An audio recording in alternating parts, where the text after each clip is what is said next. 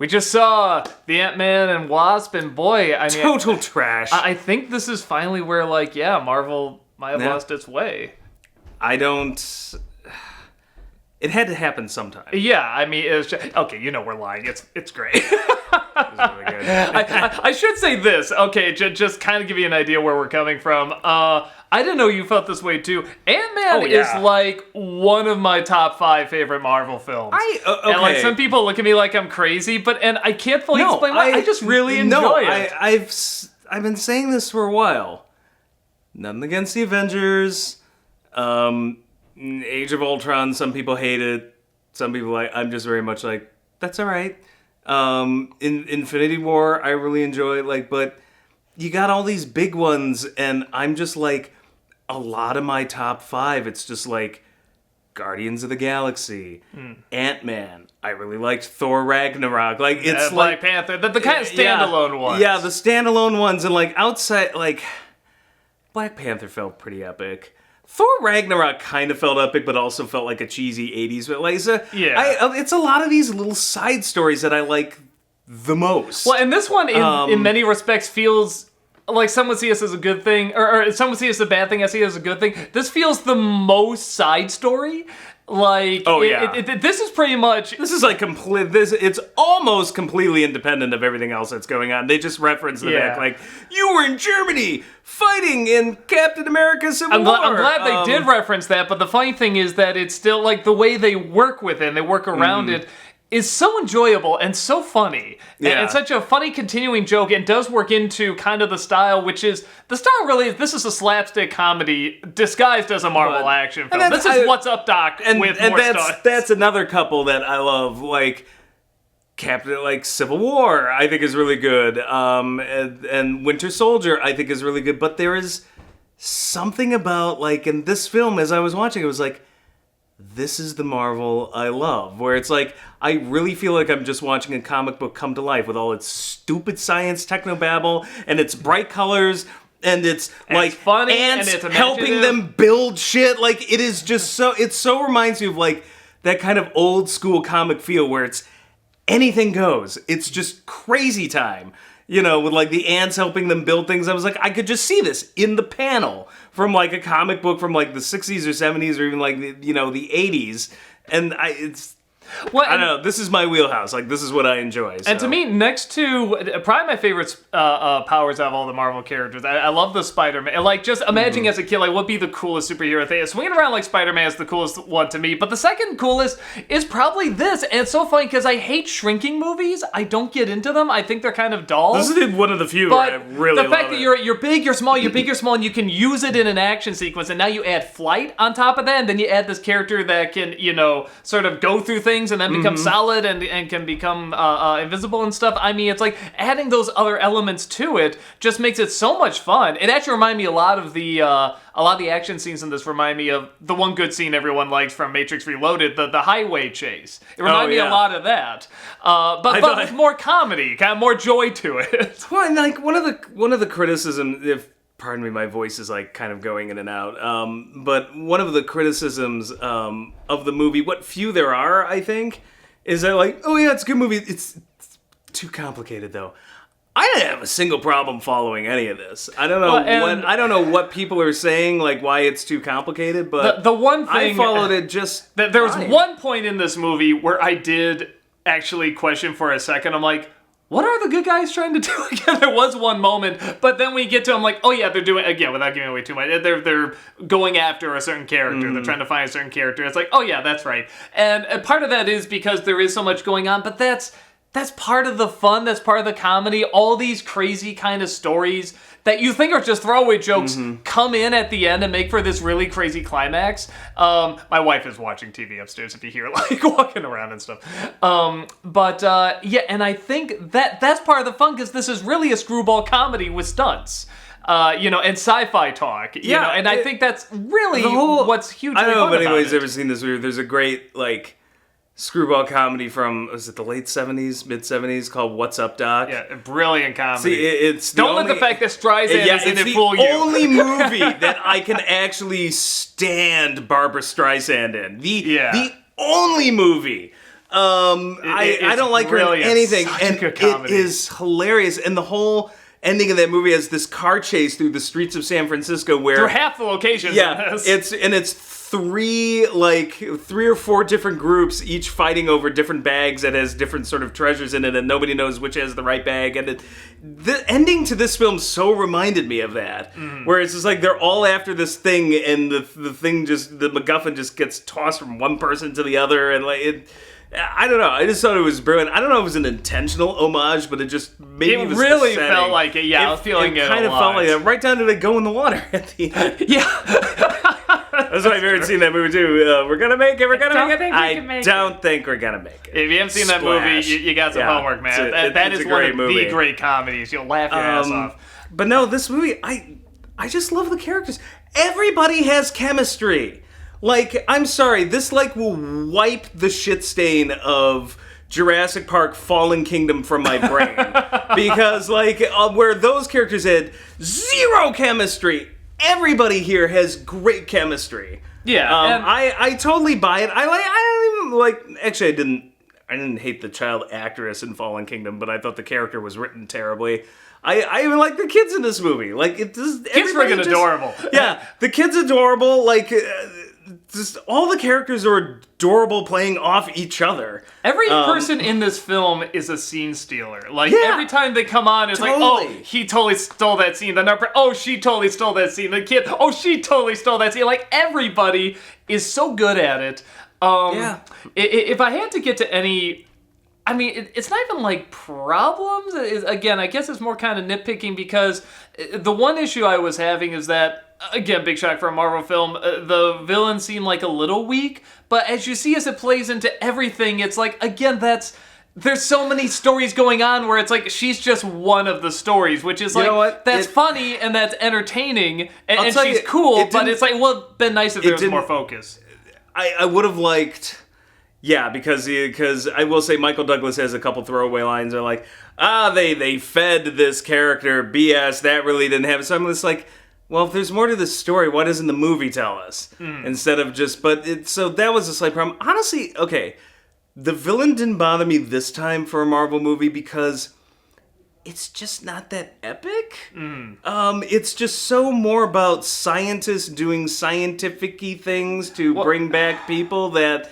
The villains, it just all kind of tied together, and you didn't need a super villain. The villain in this, she does this thing where she phases by putting her hand through something. I'm just I saw The Flash on CW. I know how it works. It's well, this is old news, and her costume looks like if you cross Spider-Gwen with Assassin's Creed and the Sand People from Star Wars. Yeah, it's a very cool suit. Yeah, it's a cool suit, but nothing about it screams originality to me, so I'm just okay, it was really more about the character. I'm all right, she's an interesting character. Just interesting enough. I feel I could have learned a little more, but it wasn't oh, this is the worst Marvel villain ever. I kind of thought no. I don't know, I'm glad it wasn't a Thanos, or I'm just...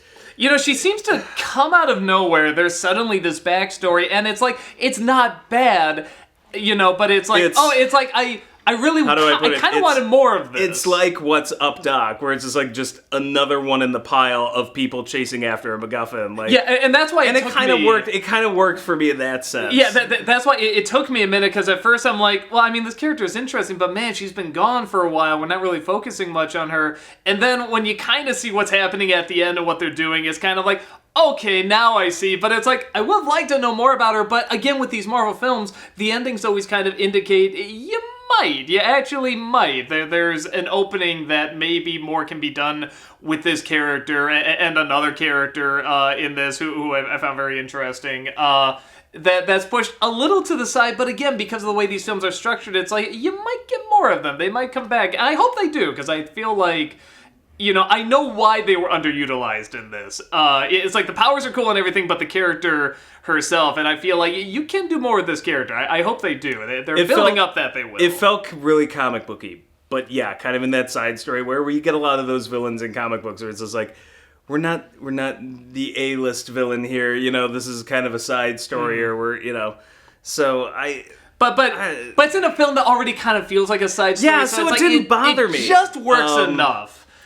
It just sort of works its way through. Any twists or surprises you can see coming. Yeah, and there's away. no surprise in this movie. It's really about having fun. Yeah. There's not a single twist. well- I'm like, oh my god. Well, there's one. Okay, so this is the one.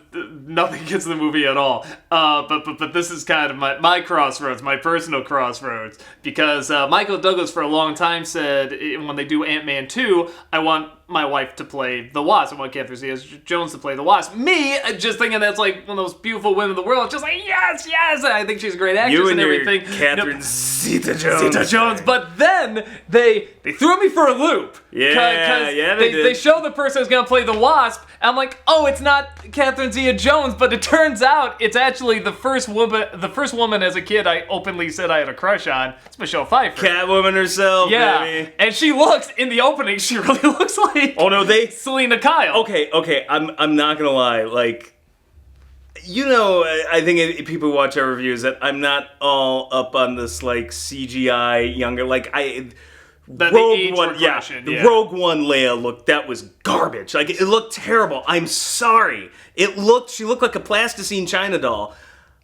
I'll give it this. In this movie, I sat there for like about a good 30 seconds. I'm like, oh, sweet, it's Michelle Pfeiffer. And she's looking good. and then suddenly I was like, wait. Oh, yeah, because she looks like Batman Returns Selena Kyle in the beginning of this film. And like, I'll give them credit. Like, once I caught on, I was like, oh, yeah, I'm just like, all right, I can see it now. But the best job in this movie they did on her. You said there's that scene where I thought Douglas looked good too. I thought he looked. Compared to the first Ant-Man. I thought he looked all right. They still have they that. Kind of keep him in the dark though too. That could be. I'm really torn because like they still. I understand they have to do it because you're never going to be able to advance the technology without constantly trying. So I get that they have to do it, but it still just looks like a really good PS4 game where it's just like, oh yeah, that's cool. They like mocapped some actor's face and like it's just still too uncanny valley for me. But I thought it looked pretty solid. There are a couple moments like they got her eyes down like crazy. I'm just like, it's Selena, and the fact that that's one part you don't have to replicate too much because you don't. No, but I mean, she's got like these fascinating eyes. That's why she was a perfect Catwoman. But that's kind of what made it funny too. Is I felt like she kind of was acting like Selena Kyle in the beginning. I was like, this would have been hilarious if it was just Selena. I'm falling asleep. Yeah, she's like acting kind of crazy. I'm just like, this would be amazing if she's just having like a total breakdown. But no, She's. If you ask me, like, give me like a list of most underrated actresses, I'm just like Michelle Pfeiffer's in that list. I just think she's great in anything. I feel like she gets due credit. I feel like most people know who Michelle Pfeiffer is. No, I feel like she gets credit, but I feel like sometimes she's just kind of forgot about it. Well, because everybody goes with like giant name actresses.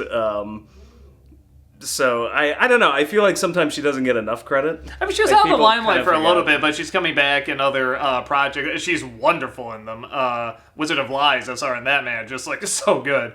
But it's one of those things where it's like I was saying, it's funny because they also do the same thing with Lawrence Fishburne. They make him younger again. For the most part, done pretty good. But it's funny because they're motion capturing him and making him younger, how he looks now. He's so he's kind of overweight, even though he was thinner. So like, it's weird in the Cowboy Curtis days. Yeah, we know what he looks like when he was younger. So it's weird seeing this younger, alternate version of him, just a little pudgier with like maybe a few white hairs. It was an interesting choice, but it worked. No, it's good. It still sticks out for me. We're just not there yet. And I'm like, I don't know. Like it felt less intrusive here than in Rogue One, where I honestly felt there was a lot of hubris to that. And I feel they way overplayed their hand to that movie. And this one, I'm just like, all right, I'll give you your few scenes. Tarkin, though, and Leia and Rogue One, I'm just like, no. There's only one scene in this. Honestly, I thought, because I'm asking myself, if I didn't know what they really looked like, instead, would I catch on that this was CG? And I don't know I would have, except for one scene where it's a POV shot, and Pfeiffer looks in the mirror and sees herself, and that looked really weird. That's the one where I'm like, that was odd. That was a little goofy. But for the most part, it was done pretty well. And none of them probably looked as good as the Kurt Russell one in Guardians 2. I think that was probably the most solid one. But this looked pretty damn good. So yeah, I mean, for me, what I love about this series is that on top of the characters being great, on top of it, and I care about the characters. Yeah, like I really like, and on top of it, just totally absorbing that it's a side story and having fun as hell with it. I mean, just totally having fun with it. It knows it. It like Thor Ragnarok did the same thing. It's like, okay, we're done telling, this giant super epic. Like that was kind of there, but it's also like, all right, let's get goofy. Yeah, like but also, like I said, the action with the idea that they're big, they're small, they're big, they're small. They have the same power. In fact, it's magnified. Like their punches can be even more when they're smaller. I mean, it's like that is such a great idea, and I feel like we're talking about technology to make them look younger. It's like technology is there with making these action sequences just amazing. Like you could not do these action sequences like 30 years ago. And I think that's something where the CG really does shine. 30 years ago, we had Honey, I Shrunk the Kids. Yeah, which I was getting a few callbacks to when you see the big ants and stuff. Yeah, that movie, I hate to say it, there is a dated quality to it now. Even though they're practical effects, I'm just like, yeah, this may be an area where CGI is pretty damn good. Oh yeah, as much as we say CGI is everywhere, we can't act like all the effects from the old days were good. There's plenty that sucked and needed CGI. If you want like an example of where CGI works, I think this movie is a perfect example because they embrace the comic book nature of it. It's brightly colored, it's kind of goofy. There's like a plastic quality to it. The shrinking the building killed me every time they did it. Well, what's funny because this building is tossed around everywhere, and again, it's like, because it's a comic book movie that can get away with this, but I'm thinking, if this was any kind of real life, everything in that lab would be destroyed because it's tossed around so much. Well, it's got a handlebar that you pull out like a piece of luggage, and near the end, they turn it back to regular size. He's got this giant office with this giant handlebar like it's a suitcase, sticking up 200 feet in the air. You know what's so funny about this movie? When you really think about it, there's technically one villain in this, but he's kind of to the side. He's kind of like this gangster guy. There's not, and he's not really an effective villain. That's what I'm saying. There's kind of there's not really technically any villains in this. It's just people trying to get stuff. And I really like that. That's what I liked about it. It just there was no Thanos. There was no and you know what? This is what I like about just Marvel in general recently. Is it gave me a little bit of everything. We had your socio-political commentary with a great villain with Black Panther. Then we had your super epic Infinity War that got all dark at the end, and then there's just Ant-Man. Yeah. And when it's all said and done, Ant-Man's my favorite. It's just it's just dumb comic book, Yeah. The Black Panther was really freaking good too. To me, it's more. I think Infinity War is more the one I'm just but that was really good. But I'm kind of with you. Infinity I like War these would be my ones. top 10. I know it would be my top 5. Now that I've got this, it might be shoved down to 6. But I don't know. These are the type of comic book movies I live for, and it's some people are just oh, it's just a waste of time. I'm like, fine, don't see it. Stay for the epic ones. But I feel like if you see the trailer, you're like, that looks like a lot of fun. That's what you're gonna get, man. There's two things about the trailer I'll point out right now that just in terms of the only disappointment I can connect to it. One is that the end credits scene, the one after the credits, don't stay for it. It's in the trailer. If there's any scene you didn't see in the trailer, that's going to be there. Don't stay for the whole end credits. Stay for the middle one. Yeah, the middle one, which even then... They'll go through the cast, and then there'll be that middle one. Which even then, we called. No, we called. We immediately, we're like, this is going to happen. Spoiler alert, But the whole audience was like, oh my God! And we're like, the minute it started, we called. Yeah, the minute... aren't we smart? But we really did. We'll do a quick little spoiler thing at the very end of this. Okay, we'll do that. Not a spoiler corner. Okay, we'll say goodbye, and then if you want to stick around for the one or two spoilers, we'll talk about it after we say goodbye. So, there was that, and then... But then the other thing is there's one line in the trailer where, again, this was purely to sell the movie. It's and you got this chick with this ghost suit, and she wants to take over the world or whatever. A, that line's not in the movie. B, if it was clearly just thrown in so they could put it in the trailer, because that's not the villain at all. At all. No. Which I'm glad, honestly. That was one turnoff I saw in the trailer. I'm like, oh, we're doing this, but I'm glad they didn't go that direction. And then the one other, again, this is totally stupid. It's just a dumb little nitpick. But I know what she kind of picked up on, too. The minute, she's called Ghost, I think. The minute she pops up, first of all, Wasp is like, just, where'd it go? I don't know where it went. I'm like, well, that's weird that she's saying it. And then there's a scene where she has, like, she's got Michael Douglas, this ghost character, and says, give me the blah, blah, blah, whatever. Oh, yeah. And then he's there, and Michael Douglas is like, he took the lab. And I just sat there and I said, I sat there and I said that out loud. I was like, he? That was a what, very... He blind? I'm like, he is old, maybe, but I'm just like... that was a very distinct feminine villain. Yeah, like they were trying to somehow make you think it was a dude, and I'm like, from the very first second, I'm like, who's this girl? Like, no. Well, and they don't even do, like, whatever, the dumbass twist where it's like, she takes off, it's like, it's a woman! No. Like, and nobody's like, that's a woman! Like, nobody even does that, so it's like, why have that? It's clear she's got breasts. It's clear she has, like, a feminine figure, and, like, even the masked voice sounds like a woman! Yeah, so it's like, that was very odd. Yeah, it was, no, it could be a guy, you never know, like... Yeah, we kind of looked at each other like... Yeah. Like the shock would be if it was a guy. That would be the twist. I like the side characters too, but maybe because coming off of Fallen Kingdom, where I fucking hated the side character, I'm like, I just got done watching Brad Jones's review of Fallen Kingdom. I think he and I didn't mention the side characters much, but yeah, that one guy with the suntan lotion all the time. Like, I don't know. I thought we brought him up a couple times. He was very annoying. Yeah, the more I think about that movie, it just pisses me off even more. But yeah, like the side characters in this is like.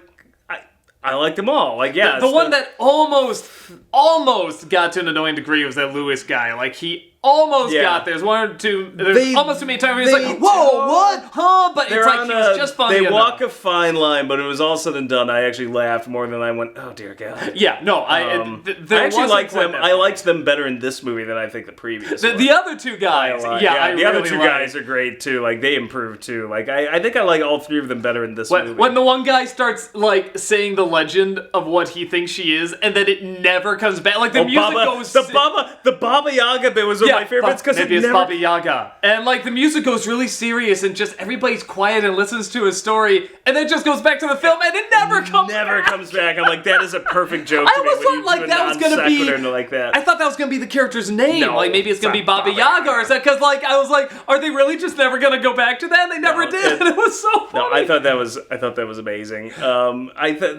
I thought the quantum realm or whatever was really cool to look at. It had that Doctor Strange kaleidoscope quality.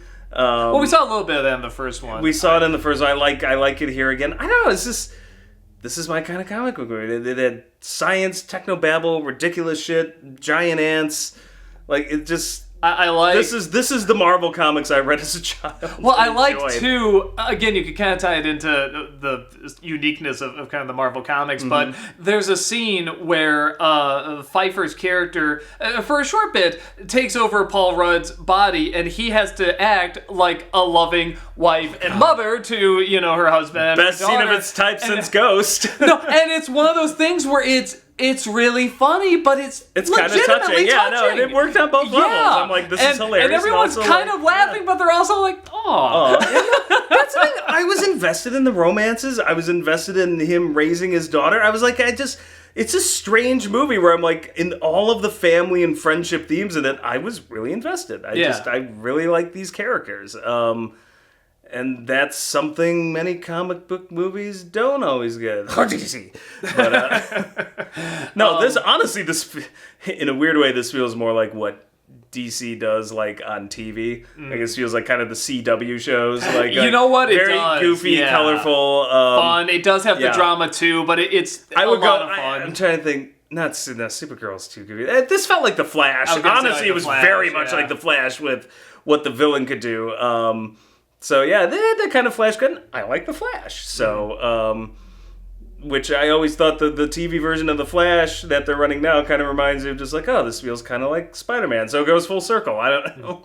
So yeah, if you like these kind of smaller, they're still impressive. The action's cool and everything, but you know what I mean. Not the grand epic movies. Just these fun kind of beat 'em up action superhero movies with a lot of good laughs. Yeah, with a lot of laughs, a lot of humor. I think you'll like. It's not as good as the Stan Lee Watcher cameo, but a cameo that might be my second favorite of all time. Yeah. Probably my second too. We couldn't stop laughing. And I'm in used terms to of these laughs, cameos now. maybe my first, yeah. like they always go like, ha ha ha, it's Stanley and her applause, like, yay, but this one just had me just rolling in the aisle. This was the X-Men in Deadpool 2 scene where I had to like just control myself after it happened because I was just laughing. We'll talk too about hard. that in the spoiler when we sign off. But yeah, so like I said, we won't do a spoiler corner. We're just gonna like say goodbye, go see it, whatever, and we'll just talk a little bit at the end because there's not really too much to talk about. So yeah, if you're interested in seeing it, see it. I think you'll have fun. It's just a nice, fun little Marvel movie. And I totally recommend it. I had to like it. Again, it wiped the stain of Fallen Kingdom from my brain. So if you look at the trailer and you think it looks stupid, you're gonna think it's stupid. It is stupid, but it's stupid fun. It's just so much fun. I think the trailer sold pretty much what you were gonna get. Yeah, exactly. I think most people know, and if you're looking for that, you're gonna love it. So speaking of trailers, am I the only one who thinks that Meg movie should have been called Chomp? The minute Chomp comes up, it goes, I was always like, Chomp! Why wasn't it called why that? did you call it Chomp? I was like, the first time it said Chomp, I'm like, please say that's the name of the movie. I was just like, sold, and then they kept going. Time it's like, I'm disappointed. The Meg is good too. Yeah, no, at the very end it says the Meg, and I'm just like, shut up, Meg.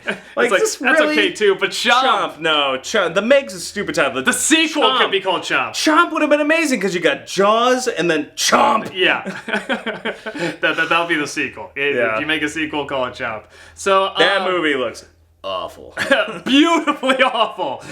We'll see if it's beautifully awful or just awful. I might see that. That looks like fun bad. So, guys, that's about it. We're going to go into spoilers here. So if you don't want to see them, just go see the movie and tell us what you think. Bye. Bye-bye. Spoilers. Okay. Thanos. Thanos. It was that. Duh! Friggin' duh! Okay, so he goes in and it's just like, okay, like, get this stuff, and the other three are just like, and we will remain on the outside, and the second, like, Ant-Man disappears, I'm like, and they all vanish because of Thanos. No, not even that, like, before they said it, I was just like, they disappear. Yeah, they disappear. We both said it almost simultaneously. And the audience literally just goes, oh, and one guy says, holy shit! I swear to God, somebody too was like, oh no, they did! And I'm just like, how did you not see that coming? That was like how did you not see that coming? Like, I'm just like, we called it the second we said, but everyone was like in shock, like, no! And I was like, well, duh. I think, like, that they're playing this Rolling Stone review on the trailers now that's like, Rolling Stone says the ending will blow your mind. And I was actually thinking maybe Michelle Pfeiffer was going to be a villain, because she says, like, things change when you're in this realm and stuff. I thought she was going to turn into a bad guy. I didn't think that. Didn't do that, and then they're showing the after I know where you're like, coming from. Oh, are they doing this then? Obviously, they're just because it was an odd scene where it's like, things change, and you turned to me and said she's going to be a villain. I'm like, I don't think so. But then I'm just like, oh, they did that because, like, oh, she's evolved and now she can just magically fix, the problem. No, that was, like, it was fine. I mean, that was kind of like, ha ha, like they all vanished. Oh, yeah, no, it's fine. It's fine, but it's not like, I don't know why everybody was so shocked, because it was so obvious they were going to do that. Like, what else did you think would happen? You know what? Maybe that is a testament to the film, though, because it does make you forget that when this takes place in Infinity War and stuff. So maybe that's a testament. And then at the very end, the ant playing the drums. Woo. Yeah. Oh, and people were pissed. They're just like, what? That was in the trailer. Yeah, it was in the trailer. And what was the other thing? Oh, the Stan Lee cameo. Yeah.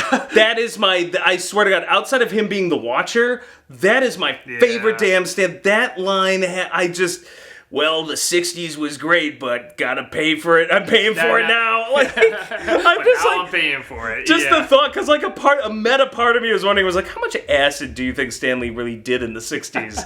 Did he? Like, I was like, because I don't know. I just thought that was an amazing line, and I was like, this is just. Well, and I was ready, honestly, not to laugh, because you see the car shrinking, there he is with the key. I'm like, okay, I'm gonna have something goofy to share. Yeah, but it just was so fucking funny. Yeah, that's kind of cynical asshole critic there. Like, yeah, okay, make me laugh. Make just me laugh, Mr. Lee. And I'm just like, oh shit, he that was did. hilarious. No. Well, it's not Stan Lee's fault. It's like the cameos, but it's the cameos are so expected that there is a ho-hum quality almost to them. Like, you look for them, it's like, haha, they're cute, but very rarely are they, like, hilarious. Like, people always applaud, and I was like, ah! But, like, it's really 1 out of every 5 that I'm just like, oh no, that was really, truly funny. Yeah, like, that's a good punch. This one is truly funny, where I think it's my second favorite cameo of all time. It's certainly the funniest one. The Watcher, I think, is the best one. That's for the most meta clever, quality. but this one's the funniest. Oh my god. Yeah. I'm paying for it now.